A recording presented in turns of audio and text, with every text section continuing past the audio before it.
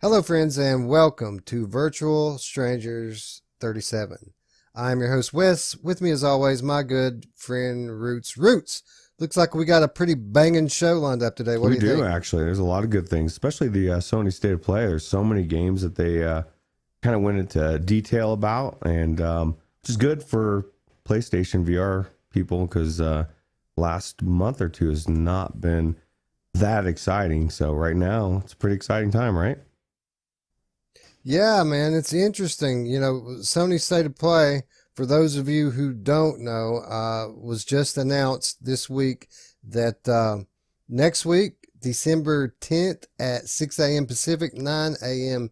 Eastern Time, we're going to get the, I think, fourth installment of Sony's State of Play, and it comes at an interesting time.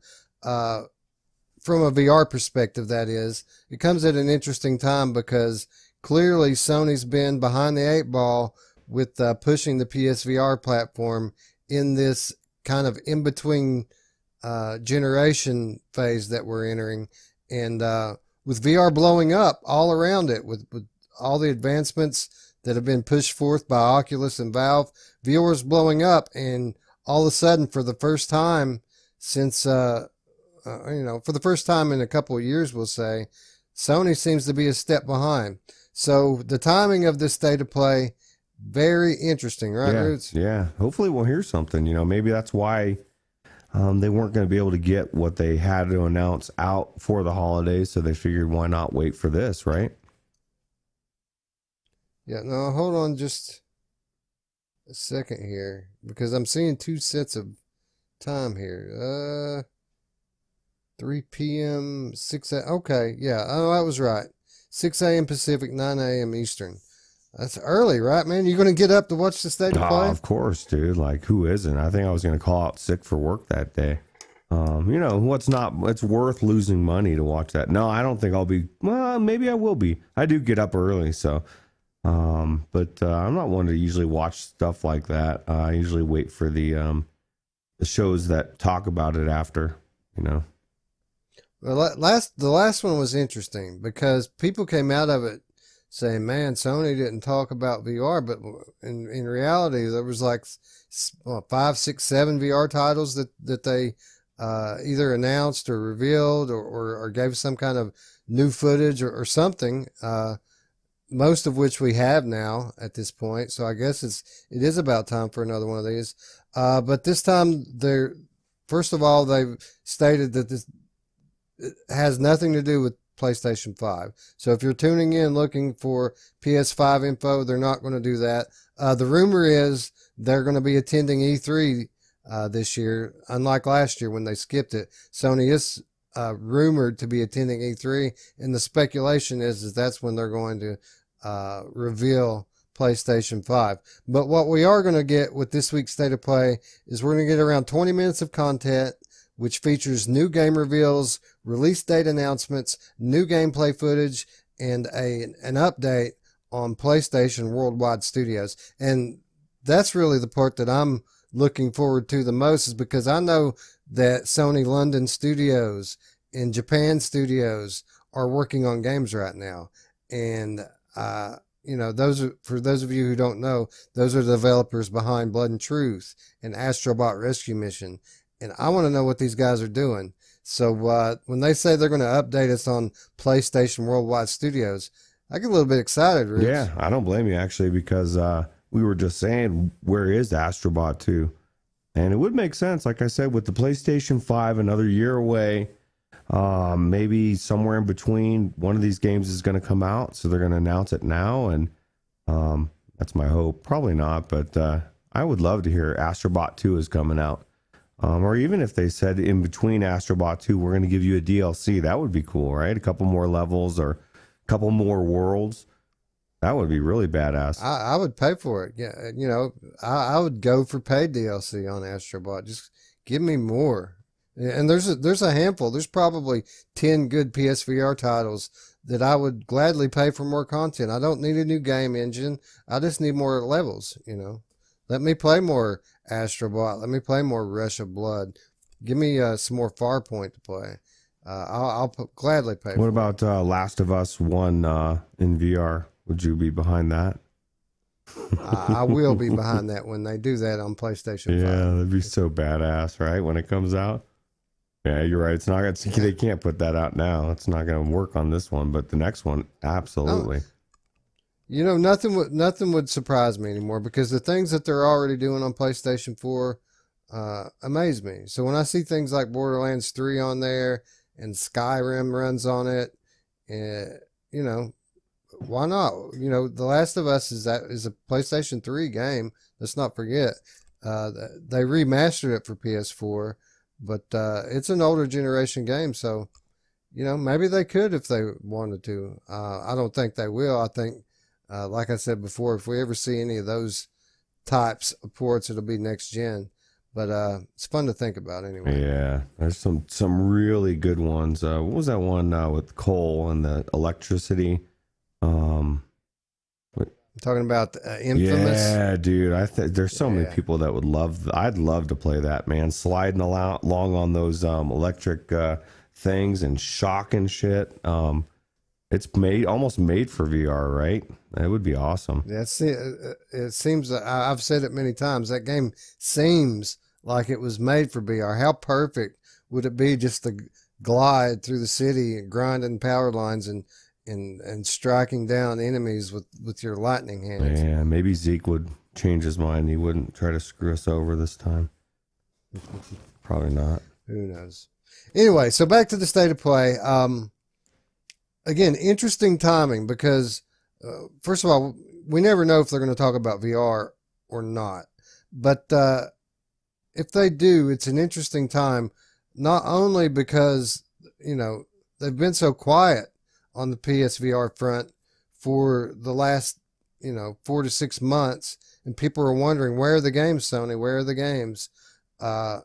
It's interesting timing in that aspect, but it's also interesting timing because we've had a week jam-packed with PSVR news, and you'd think if they're going to talk about PSVR that they would have saved some of this stuff, right, for the state of play. So, yeah, my thinking is here that if they're going to talk about VR on the state of play, it must be something pretty good because we've got a pretty good lineup of PSVR announcements this past week. So, first of all, Shadow Legend VR. Those of you who are not aware, this is kind of, I don't know, would you say it's kind of a Skyrim style game, but a little less RPG? Yeah, it's more dungeon crawler.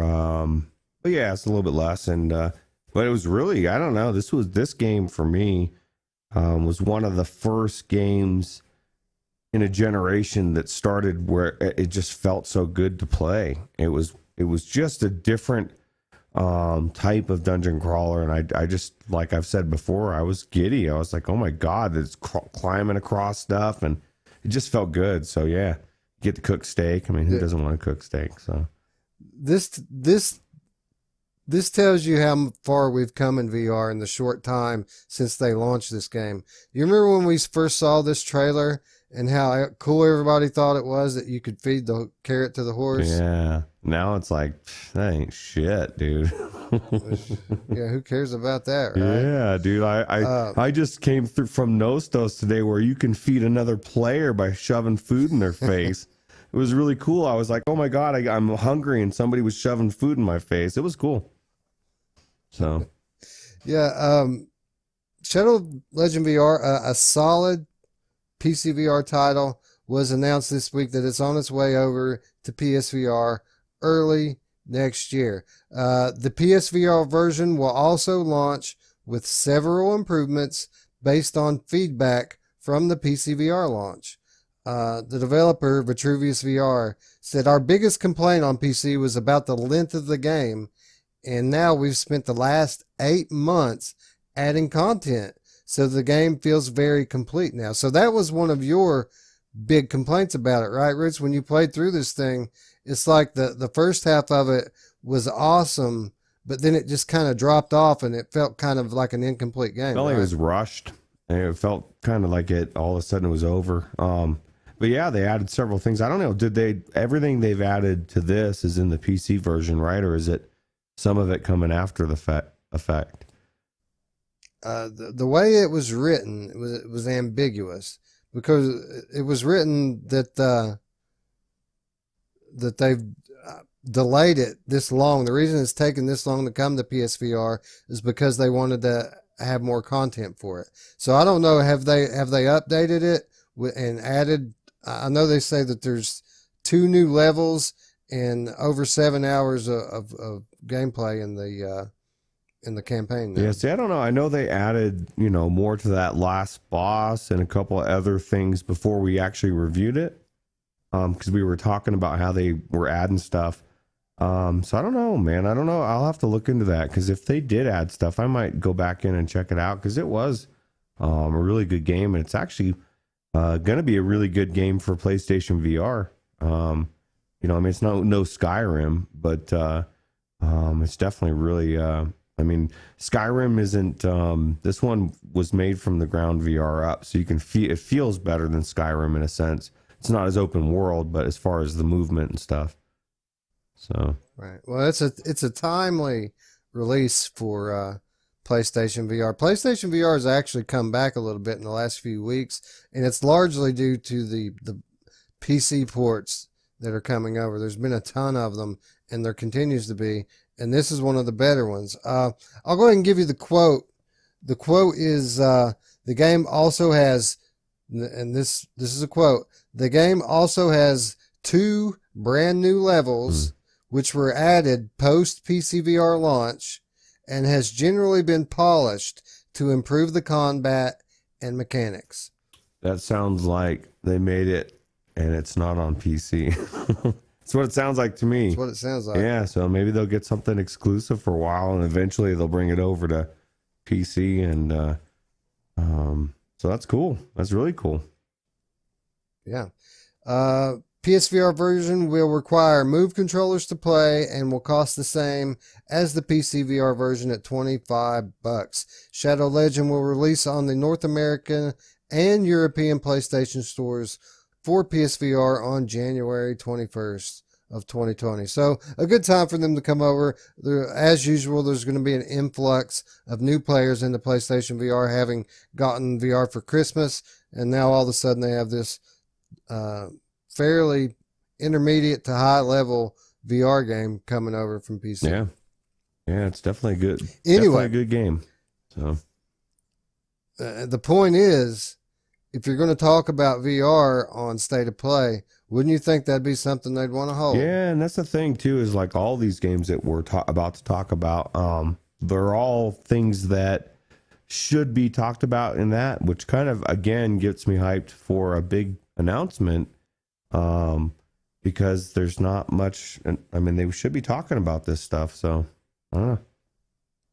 Yeah, tons of PSVR news. We got news on Dreams this week, and Dreams, we've talked about it in recent weeks here, how our confidence is beginning to wane that they were going to be able to actually live up to their promise that this game would support VR on launch. They've said it, time and time again, that when this game comes into full release, that it's going to support VR, and over time it's become more and more doubtful, and this past week they have confirmed our fears, Roots. Dreams developer Media Molecule has confirmed that its anticipated PS4 Creation Suite will not support Sony's VR headset when the full game finally comes around. This came to us via Twitter from the communications manager, Abby, I think it's pronounced Hepe. I don't know. That's how it's spelled.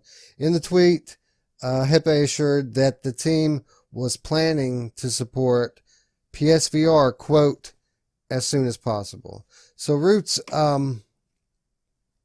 no surprise here, right? No, you called that months ago. Like you were saying, there's no way the Slim could run that.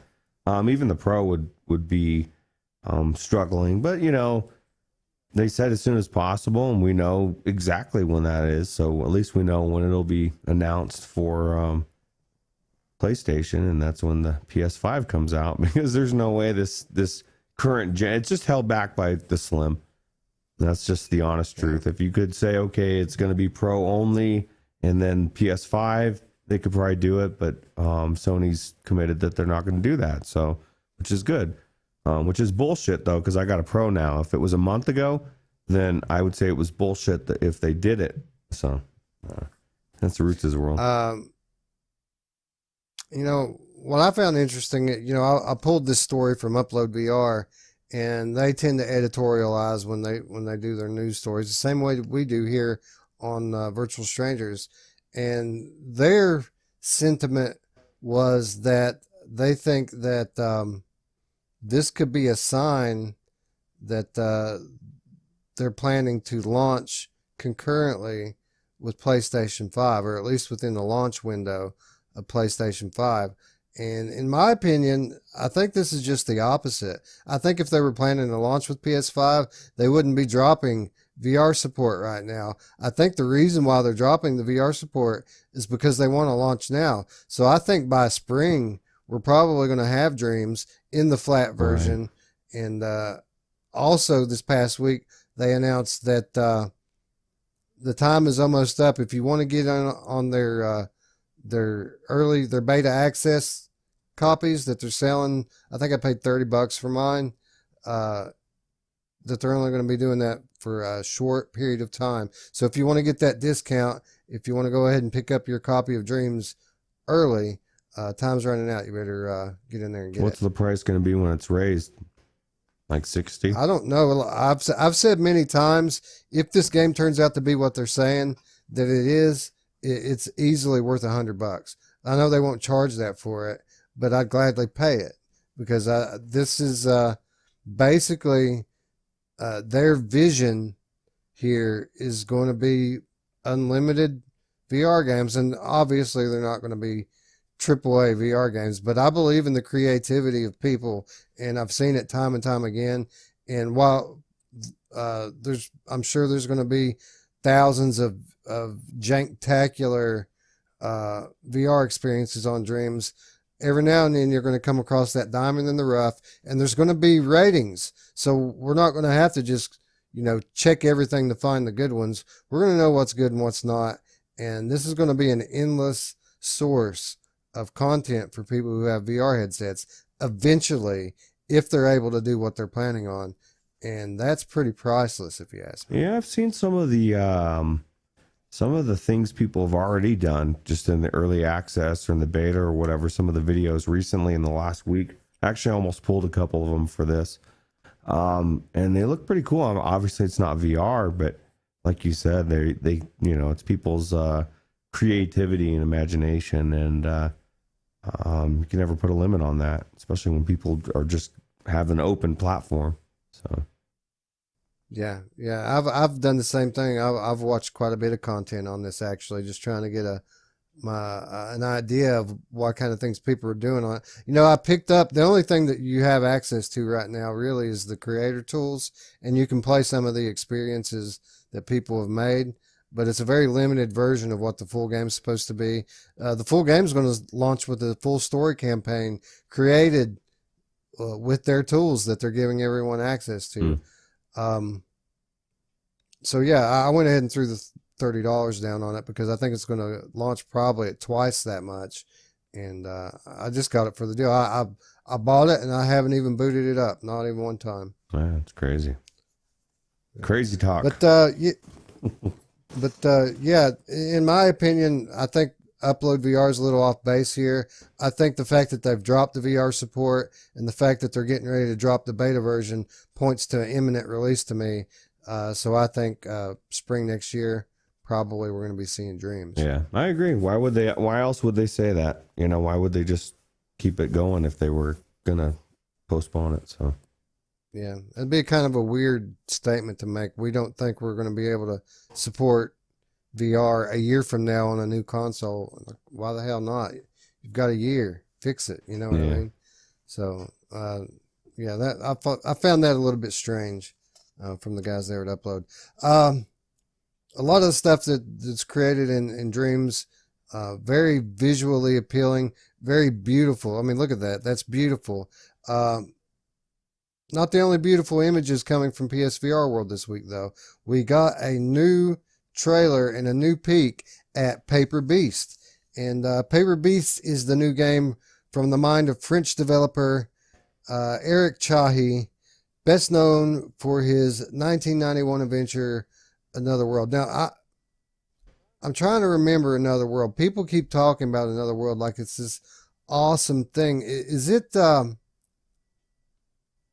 any way related to the Out of This World, the older games that used to be on Super Nintendo, Sega Genesis? I don't know. I've never heard of it, but I know I remember A Different World, the spinoff from the Cosby Show, but that's a different thing. But no, yeah, I'd never heard of it either. But if everybody's raving about it, I think I would have, but maybe it's a hidden gem that I've never heard of. So maybe I need to check it out, right? Because this thing looks amazing. If it's as good as this, then, or as good as this looks, then I really do need to check it out. Yeah, this looks beautiful. And, the lighting in this thing looks next level for PlayStation VR. Kind of looks like an Oculus game, doesn't it? Yeah, that's one of the things that I just keep getting blown away more and more as the technology advances. Is it's getting hard to find a game that doesn't have really good lighting. They're really nailing it.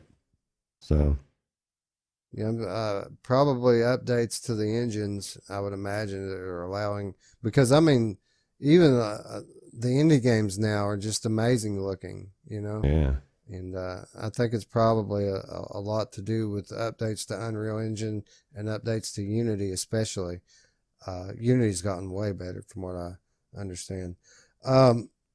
Anyway, in this latest look at Paper Beast, we travel to icier climates where spiky tumbleweeds freeze water with a single touch and animals start to skid and slip across the waste. And there's also some new creatures in this little trailer here too. So before we just had desert footage, which was cool looking, but you know how cool an ice level always is, especially in VR. And it changes the physics, it changes the whole feel of the game. And it looks like we've got one coming here for Paper Beast. That water looks amazing, and the way that that bug or whatever, when it was chasing the heat of that meteor, and then also you could see it coming out of the water or whatever as it was melting. The water was pouring off of it or whatever, melting off. It looks really good. I mean, even better, like you said, the lighting looks amazing. But I mean, this whole thing looks just freaking crazy. So I want to check this out for sure. Yeah, it looks cool. It looks interesting. Certainly the type of thing that you would think that Sony would want to talk about on their State of Play in 2 days from now, It's an interesting situation, because either they're not going to talk about VR, and that's the reason why we're seeing all this stuff, or they've got some really cool stuff, because obviously they're not going to save some half-hearted BS and let the good stuff just float out to the media on its own. So I think it's going to be all or nothing with State of Play in a couple of days. Gorn. We got some news on Gorn. Gorn was supposed to launch on PlayStation VR by the end of 2019. We found out this past week that the port of Gorn from Devolver Digital and Free Lives has been delayed to early 2020. Roots, I'd rather wait for a game than wait for a patch, right? Yeah. I wonder what's holding it up. It's not like this game's really that graphically intensive, but I mean, I guess it could be a lot of things, but yeah, I'd rather have it come out once instead of have it come out all janked. So I'm sure they're trying to well, I don't know, because this game had weird locomotion anyway, didn't it? It had like grab and pull locomotion. It did in the beginning, and then you could still do that. But once I was able to run around with the locomotion, it changed everything. So it makes you wonder: are they going to implement move locomotion, because there's no thumbsticks for them? So that means they have to use the move buttons or use some other kind of button-based locomotion to give people that freedom. I would hope so, right? I didn't like the drag thing at all. It was weird. It just didn't feel right, and didn't make me want. It made me not want to play it. And then once they patched in locomotion, I was like, "This is awesome." So hopefully the devs realize that and don't screw up the PlayStation VR people. So. Yeah, I think this is actually a good game to port to PSVR. I think the PSVR community is going to dig it. It's a very funny and very violent arcade style melee game. Very gory and fun in that sense. It has a unique feel to it. You kind of get addicted to bashing people's skulls in. And I feel like if they implement some very basic move locomotion schemes, that this is actually going to play very well with the move controllers. I feel like that this could turn out to be a really good port. Yeah, I agree. Isn't it funny how everybody always says Blade and Sorcery? They always compare this to Blade and Sorcery, and they always say this is better. And I could see it. Like, if you took Blade and Sorcery and you took the game and you moved it into the exact same game as Gorn, as far as like you have this arena and you're progressing through levels and you're unlocking weapons and there's actually a game to it, it could be amazing. You know what I mean? It's just, that's what's cool about Gorn, is there's actually there's reasons to go in and you're unlocking shit and you're unlocking bosses and it's a game, dude. It's not a tech demo. And Blade and Sorcery even is starting to become a little bit, I guess, outdated, and even in its sense, because you've got other games that are coming out, and granted, you're not doing swords and stuff, but the physics are next level compared to it. So it's going to lose its oomph. You know what I mean? In my opinion, anyway. Yeah, so the people who are still playing Blade and Sorcery, from what I understand, are the modders. The people who are adding stuff into it, changing the skins, adding new weapons, things like that. I don't think very many people are playing the base version of it anymore. No, add some game. Give me a reason to play it, a story, or even just a progression, and I would want to play it. I mean, I got bored after 15 minutes. So, yeah, how fun was Until the Fall? I mean, and it's that same deal. It's melee combat, and it's not even like your basic RPG style. It's a roguelike, so it's just, you know, I mean, there is some story, more than we even realized. We come to find out there is some story to Until You Fall, but at the end of the day, it's just wave-based melee and a ton of fun, right? Yeah. Even that other one with the all those waves of them, Ninja Legends or whatever. Oh, that one's amazing. That had too. no story. Yeah, it had no story, and it was just amazing, fun combat. So. Yeah, we need to get back into Ninja Legends, man. Yeah. I still haven't tried the Wolverine claws, and this game kind of reminded me of that because I saw, them using that. But I want to Hugh Jackman someone's ass and shove it right up their neck. So you want to jack? Never mind. That did sound pretty bad, actually. You want a huge what? Oh man! All right. Yeah, so Gorn delayed to early 2020. Interesting they didn't say January, but kind of understandable. They probably don't want to put themselves in a box. Once you start date setting, it's all downhill from there. Yeah. That's not it. That's not it. The ports keep rolling in. Sacralith, The Archer's Tale. Developer Oddmeter recently confirmed that the console version of the game is coming in early December.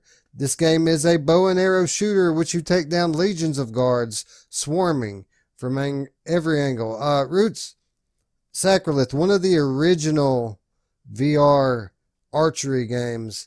I heard it's pretty tough. Have you ever played it? I never tried it, actually, and I was watching the video earlier and I was thinking, I don't know why. I've heard about it many times. I've seen it, like the picture of it in sales or whatever. Just never. Maybe Anthony got me on in depth, and I just never tried this one. So I'll have to ask Mamefan if it's any good. Because I guarantee he's probably played his way through it. He's played everything. So, but it looks good.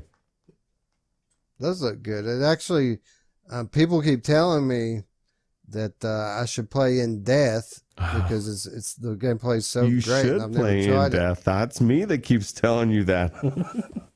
It's no more than just you. Oh. But something like this looks more appealing to me than In Death by a lot, actually. Yeah, see, the In Death is just I think it's gonna blow you away. You're not it's gonna be better than you think. So far it's the best bow and arrow game I've ever played in VR. Even better than the lab to me. I need to try this one apparently if it's that good, but it's just really good, man. And those things are creepy and they're in your face, and it's got everything you need, exploration, and so. And cue Mamefan's comment. Wes hasn't even played the lab either. Nope. Nope. I'm too good for free shit, bro. Yeah, dude. Especially 3-year-old free shit. Yeah, that's garbage. So, it's hot garbage, right? It is. It's hot garbage. Hot trash. Yeah. All right. One more. Again, though, Sacralith, another fairly big title coming to PSVR. Just the sort of thing that you would expect to hear on Sony's State of Play, especially after this last month or two of constant criticism from the VR community for not having enough good content coming in. These are the type of things you'd want to promote, celebrate. Odd that it's just trickling out on its own. Mm-hmm. Fujii, a game we just talked about, maybe on the Monday show last week. One of our episodes last week is this trippy ass cosmic gardening game, pretty much. Look how realistic those graphics are. Yeah, I know, man. I can't believe how bamboozled Roots was last week by that.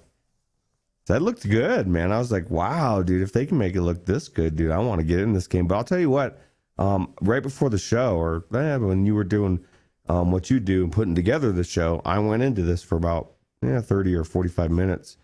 And it was on Viveport, and it was really cool. It's actually kind of like a puzzle game, dude. Like you're doing different stuff. You're finding these little orbs, and you're collecting them, and then you find these different circle things. You put them in, and it opens up the next part. But the coolest part is there's these things you sprinkle this water on, and once you get enough, it goes into the triangle for energy. And when you touch the energy, it shoots this beam up in the air, and then it goes out so far, and then it sends a pulse, and everything that goes to that pulse comes to life and changes in color. And you have all these different pathways to go to and explore and open. I guarantee you're going to really enjoy it, Wes. And it ran buttery smooth on my, on the Rift S. And I would recommend even just playing for 30 minutes.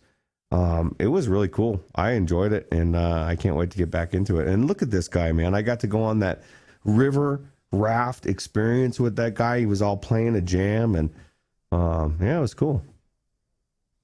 Yeah, it looks cool. It looks interesting. Looks like an interesting trippy exploration / puzzle game experience. And you know me, I like trippy stuff, so worth a shot. Isn't it funny how hit and miss Viveport is? And let's be clear, over the last year, it's been more hit than miss. They've gotten way better than what they used to be. But this is the second or third title today that I've heard someone say, I played it on Viveport and it ran great. Yeah. So Boiling Steel, I downloaded that as well. I was going to try it, didn't get a chance to, but I think it was driven by, or somebody said it played really well today. So yeah. That's music to my ears because people say Boiling Steel is pretty good. We need to jump in there and check it out. Do we ever find out if they do multiplayer in that? It seems like it should be a multiplayer. I did not find that out. I did find out that the next game we're going to talk about is, well, I guess maybe it's not the next game. I know one of the games we're going to talk about is multiplayer. So, yeah. Well, okay, well, before we get to the next game, let's just go ahead and reiterate what we've already been trying to drive home here. Fujii, another PC title, another great piece of content for the PlayStation VR community. Just the sort of thing that you would expect to hear in Sony's state of play. And I want to thank all you PCVR people for indulging us for however long it's been. But that's going to conclude our PSVR talk for the episode. Excited, Roots. I'm excited to see hopefully a knee-jerk reaction from Sony, and hopefully they spill some beans on some of the stuff they've been working on as a reaction to Oculus Quest, Half-Life Alyx, Stormlands, all the stuff that's been going on outside the console bubble. Some of that stuff has to be seeping through. And if they started to react to the Oculus Quest when it was announced a year ago, this is the time that you would start to see the results of some of those decisions from way back then. So hopefully Sony's coming to the party with a full bag of VR announcements, footage, or at least give us one or two really good ones, and I'll be happy. Yeah, they gotta have something, because I can hear people right now already saying, well, just because these are coming out and they're talking about it doesn't mean they're gonna announce some big announcement. Yeah, I agree, but the point we're trying to make is there's one of two options. Either they're not going to talk about it at all, which they've done before, or they're going to come out with something else. Like, why would you have these ones? Because either something better than these or nothing. You know what I mean? It just, to me, they're not going to come out with it's one or the other. It's my prediction anyway. Right. So if they are going to cover VR, it would make sense for them to have announced all of these things. It would be wasteful just to let them leak to the press like they have over the last week. So like you said, either they're just not going to talk about VR, or they've got better stuff. And this is good stuff. So, do the math. Yeah. You know what I mean? Astrobot 2. Astrobot 2. Yes. Yes. It's coming. All right.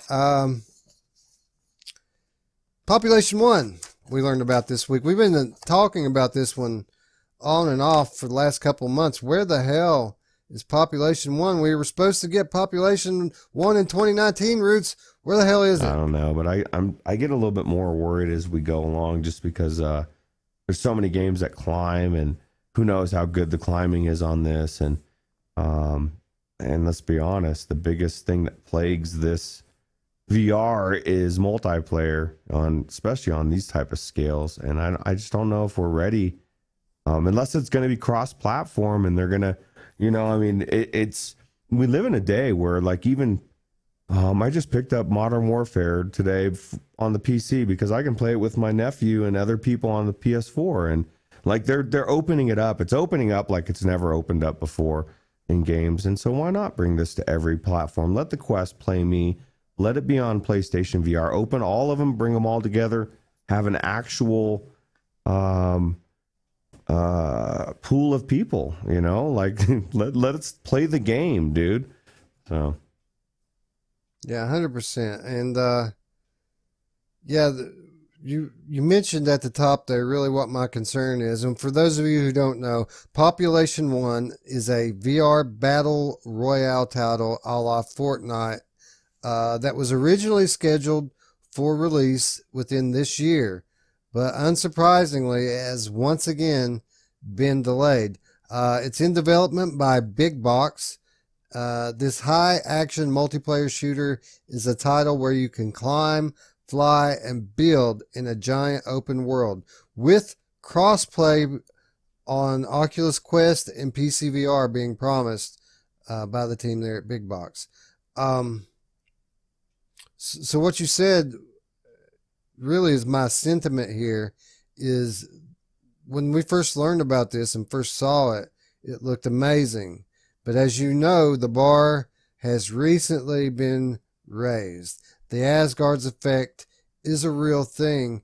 And whereas a year ago, this might have been the best game we've ever played, I'm starting to worry maybe it's not going to hold up in 2020. Yeah, and who knows what other games are coming out. And that's the thing to remember too, is like, we're talking Asgard's Wrath, we're talking Stormland. Well, what comes out in Saints and Sinners. Like, I mean, we've got a Medal of Honor. Like, who knows how good Medal of Honor will be?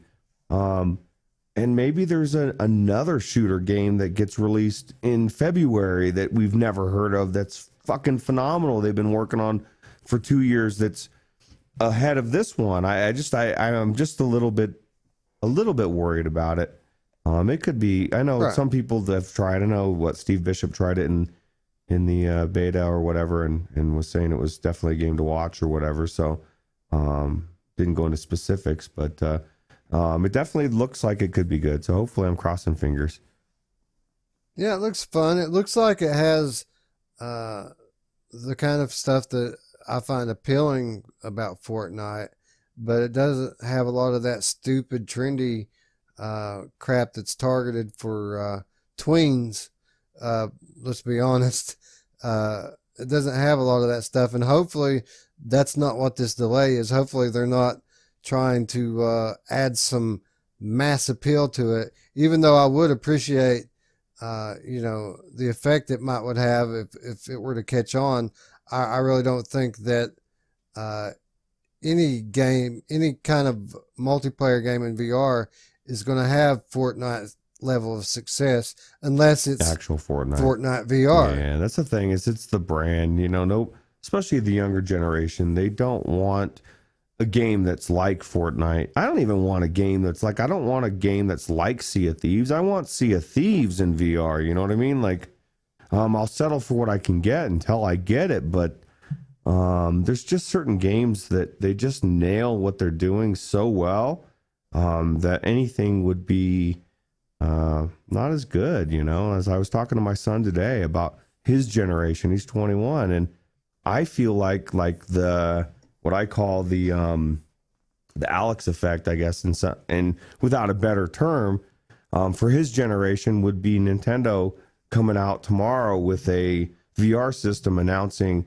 the first Pokemon game, and it on the level of Alex. And he even said, I would cry. You know what I mean? Like, it's that generation was so big into Pokemon, just like we were into Half-Life. So, and I think VR is going to start targeting certain genres one after another, and they're going to start pulling each one in. And before long, we're gonna see it. And Nintendo will be for that generation, I think. Anyway, they'll get us too with Mario and stuff, but for sure, yeah. Nintendo and Sony very similar in that sense, where their platforms are always software driven. It's always about playing those titles. Sony with their big IPs, and Nintendo, that's what we cut our teeth on. That's why we're here talking about video games right now, is because of Mario. Back then, that's where it started. Well, I mean, Pac-Man, Asteroids, Frogger, I was on that stuff too, but I really enjoyed Atari. I fell absolutely in love with Nintendo, and if they have, and I know the day is going to come. It's not if, it's when. Nintendo's going to have some sort of virtual reality product, and I call it a product instead of a headset, because Nintendo with their hardware always thinks outside the box. They always do things a lot differently than the other competitors do. So I feel like they're going to have some sort of VR product, but I feel like it's probably going to be different in a very fundamental way. And what that way is, I have no idea, but I can't wait to find out. And I think you're right. I think VR is blowing up right now. As far as back to the software, I think we are going to start to see titles with some more mass appeal, specifically on Oculus Quest, because that's where the momentum is right now. That's where the people are going, whether you like it, agree with it or not. That's what people are buying right now. So I think that these types of titles that you're alluding to, I think are absolutely coming. I think they're coming to Oculus Quest. Yeah, I agree. All right, so moving on to a game we heard about a long time ago. We kind of assumed that nothing ever came out of it and that it was just dead, but just today, I found out that Twin Peaks VR by Collider Games, in collaboration, of course, with Showtime and David Lynch, is set to release before the end of the Wow. year. And the first launch trailer has emerged, Roots. Twin Peaks VR, finally, it's coming. Yeah, it's like Westworld for me. I've never watched Twin Peaks. I know there was a huge following, and I know there was like twists and turns and mind fucks, and everybody was like, "Oh my god!" So I think it'd be really cool to even just go into it blind, not knowing anything of it, and maybe I'll be driven to go back and watch the old episodes or something, or the old series, and see what it's all about. Yeah, I'm the same boat as you, man. I've never watched Twin Peaks either. I remember when it was on. I remember how popular it was. But while I'm not, a diehard Twin Peaks fan, and for those of you who are, just so you know, they're loading this thing with familiar scenes, Easter eggs, lots of fan service in this. But while I'm not a Twin Peaks fan per se, I am a David Lynch fan, and I love David Lynch's films. You've often heard me talk about the type of games I like, these surreal dreamscapes, nightmare land, where anything can happen, and all this off the wall stuff does happen. Well, those are the kind of movies that David Lynch makes. And even though I'm not a Twin Peaks fan, and even though, let's be honest, these graphics look a little bit dated, this looks like an older game, looks like something you might find on Viveport. Despite all of that, I don't need to see any of it. You say David Lynch collaborates with making a VR game, I am so there, brother. That's all it takes for me. Yeah, I mean, it definitely looks interesting. I mean, when that chick got her ass shocked and flung out into the universe, that looked pretty interesting. It does look a little dated, but I mean, if it's, as long as they make it look good and that the puzzles are good, and I know a lot of people really enjoyed the Doctor Who, but if it's better than Doctor Who, I'm happy, because I didn't like it. So, but no, it looks like there's a lot to it. So, and you get to be Sheriff Truman, right? Or see him anyway. Something like that. All right, so in addition to the trailer, some screenshots can be viewed over the Steam listing, which also indicate that this title is going to be compatible with Vive, Rift, and Valve Index. It also suggests that this title is going to be an adventure / puzzle / horror title. Again, David Lynch going to tie his name to it. Showtime going to put their name to it. I'm in, dude. I'm in. I can deal with the dated graphics because I know this thing's going to be messed up, and I like that. Yeah, I mean, I trust your judgment. I don't know much about David Lynch, but look at that. Oh yeah, well, I see that guy's face floating at you, and that definitely is bizarre enough to make me want to try it. And I like the fact that, like you said, it looks like it might be on Viveport, because it probably will be. And I don't know, Viveport Infinity is turning out to be a good testing ground, like maybe you want to try a game before you buy it. It comes out, you try it, you like it, and then you buy it. Or you don't even have to buy it because it plays so well. But yeah, you can't buy everything, and especially these days, as the quality continues to ramp up and the prices continue to follow suit, we can't buy them all. So that's where something like Viveport comes in handy. And whereas Viveport used to just kind of have your Tornuffalos and Taco Faces and stuff like that, now they're actually getting some top titles. So fairly regularly, almost on a weekly basis, they're adding some big title onto it. So yeah, a great deal, Viveport. And yeah, I'd be happy if Twin Peaks VR comes over there. Save me a little money. yeah, me too. All right, moving on. This past week during the Upload VR Holiday VR Showcase, we learned about a new game coming up called Crunch Element. And wasn't very interested in this at first, Roots. It looks a little basic graphically. So obviously this game's going to be all about the gameplay. And when I thought it was just basically a shooter, I really wasn't interested. I have enough of these games, you know what I mean? But as I'm reading here about this game, again, Crunch Element VR, they say that it's very physics based, and instead of revolving around the shooting, this is revolved around the explosions.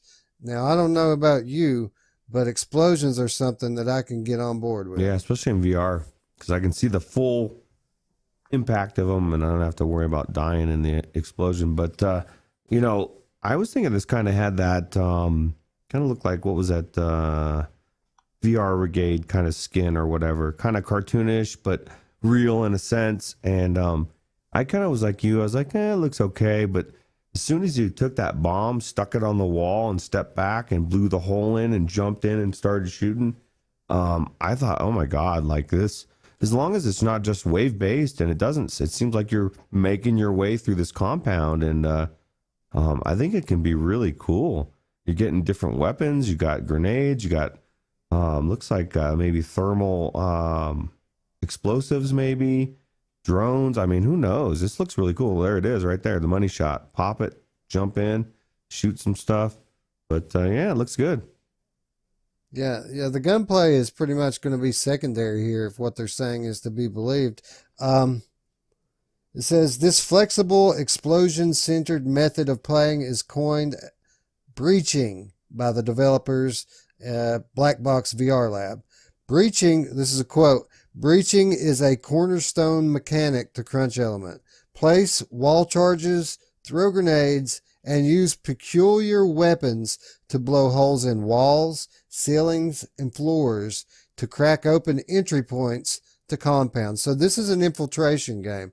The main mechanic is the explosion, and then you're going to be clearing out these compounds, and that's something a little bit different than what I originally thought this game was going to be. Yeah, it looks pretty cool. Hopefully there's like a story to it as well, but I don't know, it looks pretty, so far it looks pretty good. Yeah, as with anything, it's going to come down to how the game feels and how much does it cost. Yeah, well, hopefully it's not more than $20. I think that's, if game doesn't go over $20, I think you almost can't go wrong unless it's an hour, you know, and then it's like, ah, shit, what are you doing? Looks like you know, and this is getting to become a meme. We say it so much. Looks like a pretty solid Quest title, right? Yeah, that's pretty much. Yeah, it looks like it would fit in really well. I'm sure it'll come on to Quest, although it just say Steam VR. All right, let me rephrase that. I'm sure the developer would love to sell it on the Quest as well, whether they have plans. I don't see why any developer would not, but I mean, if your team's small enough to where you're just barely able to get it on a Steam and get going, maybe you just take that and run and build some money and then maybe move it over eventually, you know? Yeah, well, I mean, it's what it comes down to with Quest and even PSVR, it comes down to the same thing. It's hard, bro. Yeah. It's not easy. The reason why PC VR is so has such a vast library of games from the terrible to the great is because that's the easiest thing to develop for. You have unlimited resources. You don't have to be conservative and optimize. With PC, you can just write your code and go on. Whereas to get it to run on a console and then take it even a step further and get it to run on a mobile processor, it takes some real ability to do that, and some patience and some time. And especially with these smaller developers, time isn't something that they're often afforded because they got to make money now, right? Yeah. What do you think about the Quest, like a Quest 2 in the next couple years with that new Snapdragon that they just announced that's supposed to be double the power or whatever? Like, just imagine if you had a Quest right now that new chip was in it and what they could do with it. And now I know we're a few years away and this is speculation up the ass. But I think about stuff like that. I just think, oh my God, imagine if we had that chip in there. How good. And maybe they make the next Quest the most comfortable headset out there, you know? Then it would be a game changer. I think that we'll have one probably by year 3. I think 3 years is going to turn out to be, at least in the early part, I think that's going to be the VR generation is 3 years compared to 6 for consoles, because the technology is evolving so quickly with displays, particularly. Not only displays, but I guess in the case of Quest, mobile processing as well. I think that the platform will fall behind if it doesn't refresh that often. But I saw the headline that you were talking about. I did not read the article yet. I'm sure that it's probably amazing, right? Yeah, it just makes me psyched, man. We're getting, like you said, even because technology advances, and maybe it won't be Oculus. Maybe, another company will come out with, I don't think it'll be HTC. I'm sorry, HTC fanboys, but maybe, Index or Valve will put out a standalone, or, just who knows, man. Just because Quest just came out and they have to wait for another 3 years doesn't mean someone won't come out with one next year that blows it out of the water. That'd be awesome. I'm all for it. Valve Index on the go. Yeah. Valve Indigo. Yeah. That's what they call it. Valve Indigo. Hey, let's do it. Yeah. $10,000. Oh shit, man. But you get a copy of Half-Life. Half-Life 3 for free. Oh man. Oh. All right. Well, we're moving down the list quickly, Roots. We are getting down to the home stretch. Crunch Element. Again, another game that we saw initially, thought it was okay, and as we're learning more about it, starting to take a little interest in it. This next title, I can definitively say, taking that same trend with me. Maybe not to this extent, but I'm talking about Swords of Gargantua. This is a game that came out of nowhere for me, really, about 5 or 6 months ago, I'm thinking. This just popped up on the Oculus Store as a free-to-play beta, and I thought graphically it looked very good, so I downloaded it. And then after I downloaded it, I started reading on it, and it was only basic arena-based melee, and that was it for me. I'm out. I don't want to play an arena melee game. Who wants to do that?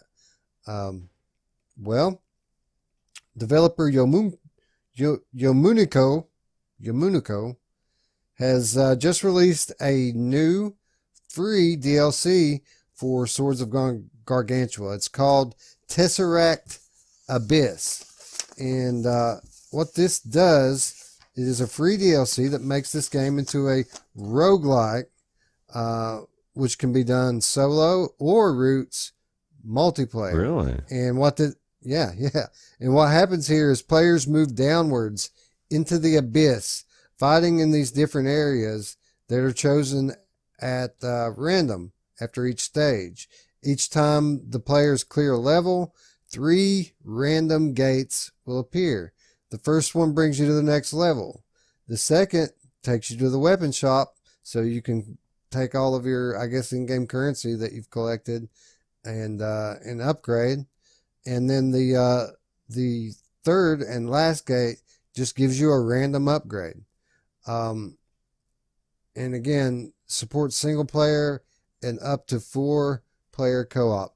Roots, I pretty much have had zero interest in Swords of Gargantua since it released, because I don't like arena-based stuff normally. There are exceptions. I thought Hellsplit Arena was pretty good, but normally I don't like that kind of game. So if you're going to make it roguelike, you're going to make it co-op, you're going to put some actual progression into it, my interest is piqued a little bit. What about you? Yeah, I want to know what this abyss is. Like, and you go down deeper and deeper. Does it get like darker, and do the enemies get crazier? And because that reminds me of like the old school like Dungeons and Dragons games type of thing, where like literally that's all you do is you keep going deeper and deeper down, and it just gets more fucked up. It does sound. It sounds a lot better than an arena base. Looks like they got a lot of weapons. It's one of those games that I was curious about, but I just, like you, as soon as I found out it was all melee, I was just like, yeah, before it was like all the melee sucked, and then they started to nail the melee, and then I remembered, oh shit, I don't like melee games. So it doesn't really matter how good it is. I mean, I can say, wow, this is really cool, but it's just not as. I'm always gonna try to be ranged. I enjoy being away from enemies. So Another cool thing about this game, first of all, again, this is free DLC, which is always good. Who doesn't want free DLC? Unless I'm badly mistaken, I'm pretty sure this is on Viveport, Roots. Oh, really? Infinity? Then I would. That means we could. I think, isn't this out now? Yeah. It's out now, free and out now. What the hell am I doing? I should be playing this. But this, of course, I can't play this Abyss yet. It's not out yet, right? Yeah, it is. Oh my God! I'm pretty sure that this dropped this past week. So what am I doing? It's live today. Yeah, what am I doing? I should be downloading it now instead of doing the show. Oh wait, I guess I should do the show first. But yeah, I need to get this for sure. Yeah, it looks cool. Even 3 months ago, if you'd shown this to me, I probably would have said, so what? But we just mentioned it a moment ago, Until the Fall really has changed my attitude on these types of games. Ninja Legends as well. VR has finally started to figure out how to do melee correctly. No more wrist waggling, thank God. You can't do that anymore. It doesn't work. So my faith has been restored not only in melee, but in roguelikes as well. I didn't really like roguelikes because I didn't like the sameness of it all. I got tired of looking at the same thing over and over and over again. Bland environments normally, cookie cutter stuff. But again, the recent titles, Until the Fall being chief among them, have restored my faith in roguelites, or not restored, but given me some faith for the first time ever in these types of games. So yeah, if I can play it for free, why not, man? And play with up to 3 friends. That's pretty crucial as well. Yeah, that's pretty cool. There's not many games like this that you can actually play with 4 people. Usually 3 max, most likely 2. Even Carnage Chronicles was 3 people. So right, and that makes a world of difference, right? Even like the crappiest, jankiest games, you can go in with your friends and have a good time. Yeah, dude. Or even if it's not like a game that we're going to talk about on the Monday show, even if it's random strangers, you can have a lot of fun, and it might be somewhat janky. So yeah, I can tell you for a fact that I've played with virtual strangers before and had a blast. I play with virtual strangers a lot, and I have a blast for sure. So all right, anyway, just wanted to mention that Swords of Gargantua, I've pretty much given them 0 coverage since they launched. I always just kind of overlook their headlines because I'm not interested in their game, or I wasn't until now. Yeah. So all right, that's going to bring us to the final piece of news in this segment. And this is interesting. And now I'm noticing this more and more and more as we go along with our show, and as we get better, we're starting to notice trends ahead of time, and we're starting to notice titles before the mainstream does. So we'll introduce the audience to a game that we've recently discovered, and then within a couple of days, maybe a little bit bigger of a YouTuber will talk about it, and then the following week, Upload VR does a story around it, and this continues to keep happening. And the latest case of this was a title we talked about a couple of weeks ago, Lonn. For those of you who don't remember, this is a cyberpunk game, cyberpunk adventure game from Australia-based 6 Sense Studios. And they've already had an impressive announcement trailer that we previewed last week or the week before. But Sixth Sense also just released a massive 9-minute gameplay video to show people how far along they are. We said it last week that, it's a beautiful trailer, but anybody can make a trailer look good. I wonder if the gameplay really looks like this, and it doesn't. It looks better, in my opinion, than I even thought it was. I thought that this would be some mid-level indie game that's probably a year away, but it looks like it's a lot closer to being finished than we had previously thought, right? Yeah, the gameplay looks amazing. When he jumped up on that ledge and grabbed the ledge, pulled himself up and grabbed that robot and flung him over his shoulder. Just the physics in that, and it's a lot of what I do in Stormland. I'm grabbing onto ledges, I'm flinging myself up, I'm grabbing shit, and I mean, maybe not throwing them, but and then the fact that this is cyberpunk. I mean, this is one of the things, this genre.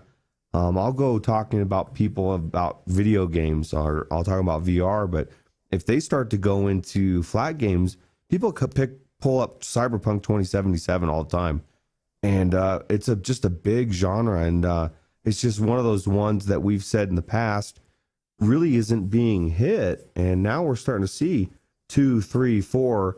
And I'm sure it's going to be, this time next year, we're going to be doing an episode of all the cyberpunk games out there, like, the Tornuffalos and stuff. We're starting to get to them, but this one looks amazing. It looks like the gameplay just looks really good, and then it doesn't hurt that everything looks really good as well, right? Yeah, it looks like they plucked the character out of Sirento and threw him into lo-fi. Yeah. And then added in some Boneworks physics, and here we have this awesome adventure game. Lo-fi just did this gigantic, Kickstarter to raise all this money so that they could finally be our saviors and bring us that cyberpunk adventure in 2020. I think Lonn's going to beat him to the punch, man. Yeah. Well, and maybe they can look at it and see what they can improve upon, and hopefully Lonn doesn't set the bar really, really high. It looks to me like they're setting the bar really, really high. I'm psyched for it, and I just this watching this has made me really want to try the game, and it makes me wonder too, because this is like the third or fourth game, Boiling Steel, whatever it is, that are touting amazing physics and Boneworks and Alex, and like, I think I'm really starting to feel like this time next year, anything that isn't like realistic physics of this nature is going to start to feel antiquated, and it's going to start to feel not as good. So a lot of devs really should start, if they're not already, trying to fit this into their game, this type of realistic physics. Probably should be, because I think it's setting a standard for games thus forward. Well, that's the promise of Half-Life, isn't it? Is that it's going to revolutionize the industry. That's what they always do, and it's debatable on whether their intent's going to be to revolutionize VR or to revolutionize the larger gaming industry by introducing them to the potential of VR. But there's always that possibility that it does both, right? That it gives us the best VR game we've ever seen, while at the same time bringing in all these new players so that they can experience it too.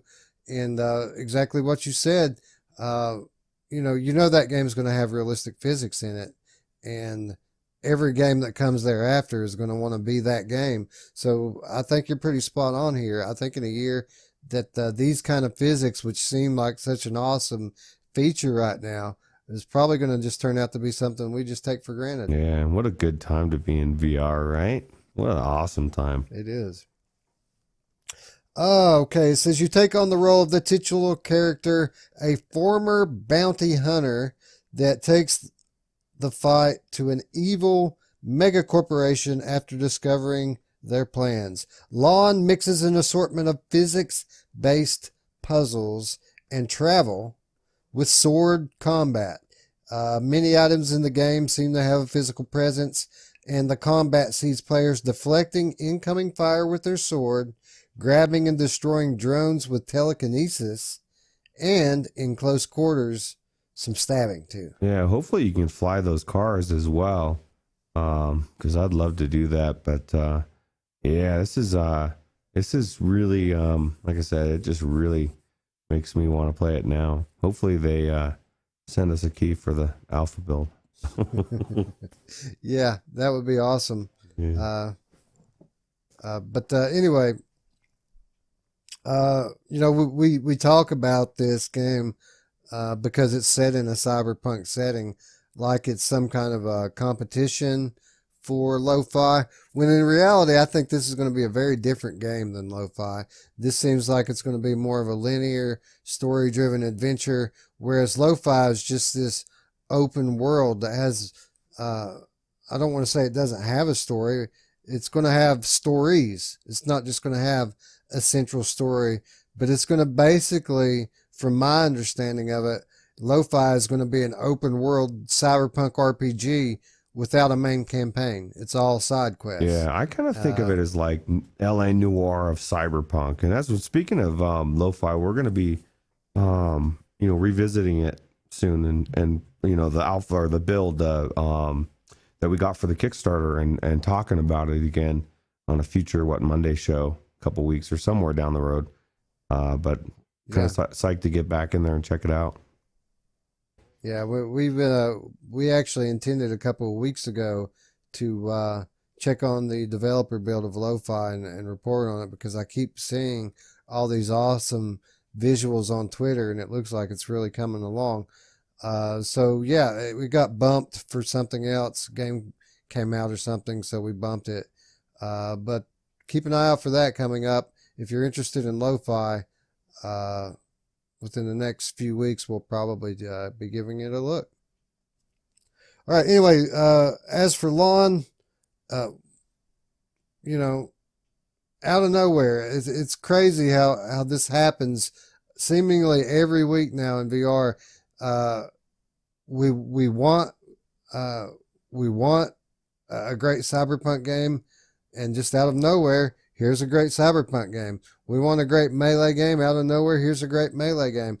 VR is really hitting its stride on all levels, from the AAA to the mid-level indies to the low-level indies. They're all stepping their game up, and I'm looking forward to this one, Ruuts. I really, a game that I didn't even know a month ago is pretty high up on my list now as for games that I'm highly anticipating. Yeah, mine too. And again, I'm going to take full credit for exposing Lonn to Upload VR. You're welcome, Upload. Yeah. We'll see you next week when you're talking about. No, I'm just kidding. We get half of our news that we're reading off from Upload VR. They're clearly the trendsetters. the standard. Yeah. Yeah, they're the standard in the industry. I'm just joking when I say that they found out about these games because I mentioned them. But with that being said, it is happening pretty frequently now, Ruuts, that we're saying these things and we're catching them before Upload, and that's I feel pretty good about that. Yeah, because it just means, I mean, obviously we tongue in cheek. Oh yeah, Upload's just, oh shit, I better check Virtual Strangers so we can get our news. It doesn't work that way, but the fact that we're coming up with what's happening weeks later tells us that we've got a good finger on the pulse of VR, which is it's good. It's a good feeling. So yeah, like take for example Theta Legion. Remember Theta Legion VR we talked about here 5 or 6 weeks ago? Nobody knew what that was when we were talking about it. Everybody was kind of like, wow, that looks cool. And ever since then, there's been other YouTubers get early keys and do gameplays of it, and Upload did a big piece on it for their holiday thing, and clearly because of us. No, yeah, again, that's just a joke. But Let's talk about for a second about Upload VR and their holiday shows and all their shows. Like, are they not like the best? Like hands down. It's just like every time you're like, man, this is amazing. It's crazy. well, we're still in the pre Half-Life Alex era, and what that means is it's difficult for studios like 6 Inch Studios. It's difficult for these mid-tier developers to promote their games. IGN doesn't want to hear about it. You know, none of these flat game media sources really could even care less about independent VR games. So someone has to give these guys a platform, and it's Upload VR. They're the ones that are pushing the industry forward by giving these developers a chance to show off their games. And if it, you know, it's such an effective tool, not only for the developer, not only for us content creators, but for the average gamer to find out about what's coming. I wish they'd do it more often. I wish they wouldn't wait for a holiday. We should get one of these every other month. You know, let's do a VR showcase and show us what's going on. Because again, it's helpful to everyone on every level. Yeah, because not everybody can break it down, or it's just the way they do it, and the writing is so good. So yeah, so just talk about the show Upload. Now that I've plugged you, so no, just kidding. But. All right, so that's going to wrap up our news segment and bring us into our parting thoughts. And this one's a kind of interesting, something that's been on my mind lately, and it seems like every day there's some kind of a news story that feeds into the equation here. HTC has announced that they're not going to be hosting a press conference at this year's CES. This is not surprising considering their current struggles on the hardware front. The head of Vive has just resigned, and the Cosmos still continues to struggle amidst bad reviews. However, this past week, HTC has announced that their standalone Vive Focus Plus will support wireless PC tethering via VivePort, as well as VivePort support for Oculus Link. So VivePort continues to grow in popularity as they continue to add top new games as the list of the supported hardware grows. VivePort also grows, and that value proposition grows, and the quality of their service grows. So, let's assume that both of HTC's lines of business continue on their current path, their current trend. Can HTC survive as solely a software provider? Let's say their hardware tanks. They're not making enough money on selling headsets. People get tired of high-priced items that aren't as good as the competitor items. But VivePort, in turn, continues to improve like it has been improving and becomes this solid Netflix of VR as originally that's what they planned on making here, right? The Netflix of VR. So let's assume they accomplished that. Roots, can HTC compete with Steam, the Oculuses of the world? Can they become a leader on that front? I don't know how they're still in business, dude. Like, they've already shed their whole phone industry. I was looking at a report on the third quarter of this year, and the third quarter, after taxes, they lost $2.36 billion. But don't worry, they're up. This is the 7th quarter they've been up in a row. So and this has been going on for 3 years at least. So that tells me if the 7th quarter that they've increased in a row is $2.36 billion loss, and that's better than the last, each one's gotten better for the last 7. How much are they losing? You know what I mean? So Like, even if they would have to shed everything they're doing right now, like today, stop. We're not doing anything but Viveport. I the only thing I can think is somehow the Chinese government is involved. They want HTC to, and they're printing money and they're just throwing it at it because I don't know where the money's coming from, dude. And it's not, I realize that a lot of people say, well, it's a Chinese company and they're doing really well in China. Well, they're obviously not fucking doing well. They're losing almost $3 billion or $2.5 billion in the third quarter. So yeah, no, I don't see how they survive. I don't know why anybody would invest in anything that they have, like even the hardware, because you know you're on a ticking time bomb, dude. Like they could go under next year, and now you have nothing, and you have no support or anything. So I just say jump off the bandwagon. You know, if you want to get Viveport for a while, that's cool. I really don't see how they're still in existence. Yeah, and Viveport's an interesting thing as well. Even as it continues to improve and quite frankly becoming popular with a lot of players, it's hard to conceive a way that they're making profit from it. It's so cheap. That's why it's so good, because it doesn't cost hardly anything. You know, they just had a year subscription for $60. That's like 2 games, dude. It's like they're saying to the player, okay, promise me that you'll buy 2 games from us this year. Mm-hmm.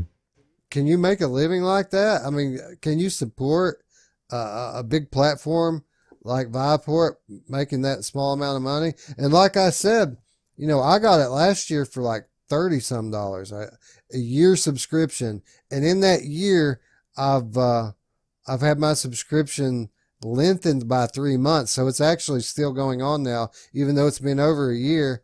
In addition to that, I've gotten all kinds of games in my Viveport library that they've given me free of charge. A bunch more even still for $1 each. And I don't know how they make money on this stuff, man, unless they're really just ripping these devs off bad to get those games on there. I don't see how they're doing it. I don't either. And there's some pretty big games. I don't know that they would be able to rip them off. I just don't, like I said, I as a business model, just looking at the numbers, it doesn't make sense. And, you know, and let's be honest, you know, HTC, when the Vive came out, the original Vive, it was top level. It was revolutionary. It isn't. It's fallen off. The Pro, the only thing Vive, in my opinion, has going for it is what Mamefan loves about it right now is it's wireless. It's got the wireless adapter. It's the only native one that exists. And yes, the Pro is the headsets are good, the Pro and stuff. But the Vive is everything about it, even the wands. Somebody was arguing with me on Reddit and saying, "Oh yeah, the tracking things are good," and you know, great, that's great, you love them, but then why did HTC move away from them? Why did they move the Cosmos to Locomotion? You know, they tried to hold on to it, and some people like it, but more people like joysticks. You know, so right now that I've pissed off everybody on Vive. Well, that's what this is for. These are parting thoughts. I want to know what you think, viewers. So can HTC survive as just a software platform, or is their future tied to the success of Vive as a platform? Do you think HTC is going to bounce back? You can leave a comment down below, or if you want to talk to us directly, have a conversation about it, you'll find an invitation in the description to join us on our Discord page. And we're there talking all things VR every day. There's always one of us in there talking with the community. So be sure to click the link, join our Discord, and come join the conversation. All right, with that, we're going to come into everybody's favorite segment, and that is the Monday Show. But before we get on to the Monday Show 17, I want to give you guys a little update about the 2019 show. And of course, you all know that the 2019 show is going to be our look back at the most epic year in the history of VR. It's going to be a celebration. It's going to be a party. We're going to be giving out all of these awards to different games and different game studios and everything great about this year. We're going to be recognizing it, but it's not going to be your standard end of the year award show because we're not doing basic genres. What we're doing is we're coming up with some off the wall, some different kind of stuff. And many of these genres are coming from you, the audience. Blown away at all the suggestions that we've gotten on our Discord for genre categories for our 2019 show. And I just wanted to update you guys on that. We're going to leave the channel up to make suggestions for just a couple more days. So if you have a genre, if you want to contribute, go into the Discord and tell us now, because like on Tuesday or maybe Wednesday, we're going to pull that down and start narrowing down the genres that we want to cover, or the categories rather, and we're going to start putting together a show. You will find by the end of the week a means for you to vote on who you should think wins. Now, we're not going to give you a multiple choice list and tell you that these are the nominees. We're just going to show you the categories and let you guys put in who you think should win. Caveat being only 2019. This isn't an all-time award show, which we may do in the future, but this is the 2019 show, so we're only looking for 2019 games.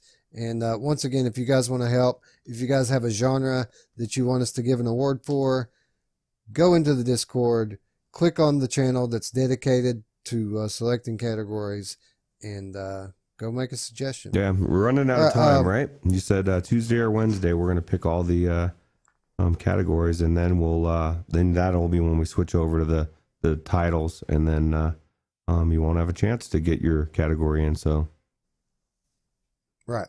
So get your category in now, and when you see the categories go up next week, vote. We can't promise, like I told you last week, it's not going to be a straight democracy, but if something gets overwhelming vote from the community, obviously that's going to hold a lot of weight, and we'll certainly recognize that. But also, I mean, that's not the only thing we're doing for the 2019 show. As we mentioned before, we're going to do a giveaway. We're going to do many giveaways. We're going to give away tons of great games. And we've got quite a collection amassed, and it's growing almost daily. The list of codes we've got to give away keeps growing. And Roots and I have talked about it, and we've decided what we're going to do here. Instead of just dropping codes into the chat, we're going to have two methods that we give the games away. One, we're going to hide them throughout the video. So if you're not able to watch live when we do the live premiere, you can still win by catching the episode later and having eagle eyes looking for those codes. Some of them will be easy to find. Others will be difficult to find. So you can win that way. The other way we're going to give the games away is we are going to give them to people who are live in the chat, but we're, instead of just dropping the codes out there, we're going to draw names. So if you're worried about one person who has the fastest fingers getting all the codes, we're going to draw names, and after you win a prize, you are exempt from winning another one. So everybody gets a chance to win one. Nobody's going to win 2 or 5 or 10. It's going to be as fair as we can make it. Yep. Although I will submit a couple things. One, Wes told me he did another show that he watched in the past, and he caught one 5 days after he caught one of those hidden things. So, and he thought, I'm not going to get this, but he tried it and he got it. So don't think if you don't get it live, you're not going to get it. And that is where you could get more than one key, because we can't stop you from seeing stuff. So if you want to be Mr. I want to scrutinize this video. Who knows what you could get? So Yeah, and you're absolutely right. I watched a PlayStation VR, a PSVR without parole video a year or 2 years ago or something. That was one of these award show type things that like we're doing, and I won static well after it was published. The video was published. I won it. cool. Just because I happened to notice it. I wasn't even looking for it, but I was like, wait, was that a code? I took it back. That was a code, and sure enough, it worked. Yeah, how exciting! Free games, I love them. All right, so that brings us to the Monday Show 17. Tomorrow we have an awesome episode planned. First of all, we're going to start off by giving our impressions of Deathlap. And by the way, I did a first impressions video the very first time I ever played this game.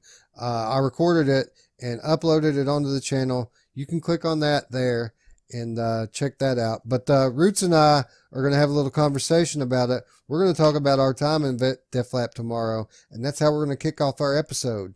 Roots, moving on from Deathlap, what is the other title that we are going to be speaking on? The other title is a little controversial right now. Just came out yesterday to a very, very, say, bumpy release, and that title is Nostos, and it was one of the titles that we said in the last week or two how excited we were to check it out because it just looked so cool, and I in fact did go into it a bit today, and you and I are going to go into it multiplayer tomorrow, and we're going to come back and talk about it and tell you the good, the bad, and the ugly.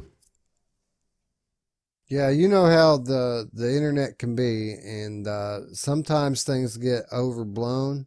I'm not saying that that's the case here. I haven't played it. I will say that as excited as I have been to finally see this beautiful world that I've been seeing in all this footage, I've also had a reserved optimism based on the footage that I saw. Basically, all of the real footage from streams that I've watched has been jittery. So, is this game playable? Is it as terrible as the reviews? Is it okay? Can they fix it? We're going to address all of this tomorrow on the Monday show. We're going to go in, do the work, and so you don't have to. So, anyway, that's going to bring us to our topic. And we were thinking that, there's a lot of new headsets. There's a lot of new headsets in VR, most of them being Oculus Quest. And what's the first thing you do after you fall in love with VR? What's the first thing that you want to do? You want to go and tell the world. You want to show your friends and show your family. So we're going to do another episode which details the some of the better games to demo to new users. We've done this topic before on the channel, but there's a lot more than what we mentioned even then. So tune in tomorrow for the Monday show. We're going to hook you up with some of the very best titles to demo to new or prospective new VR players. Yeah. So do you feel like a little jaded against some of the people that say, like, if you got a Quest this Christmas and you decided, man, VR is fucking awesome, I got to show everybody. Like, they get to show VR, good VR, man. They didn't get to show the fucking jank-ass tech demo shit that I had to push for 3 years or 2 years. It was hard, man. I mean, I guess it's good. It got me to do the podcast because I couldn't get anybody in my real life to listen to me after they tried it. They were like, yeah, it's cool, but dude, I don't know why you're fucking ranting and raving about this. But I don't think everybody has the foresight as us enthusiasts do.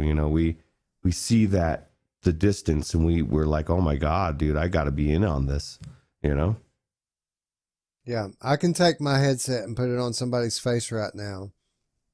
And in a single session, couple hours, I can have them play the Beat Saber demo, which came on it.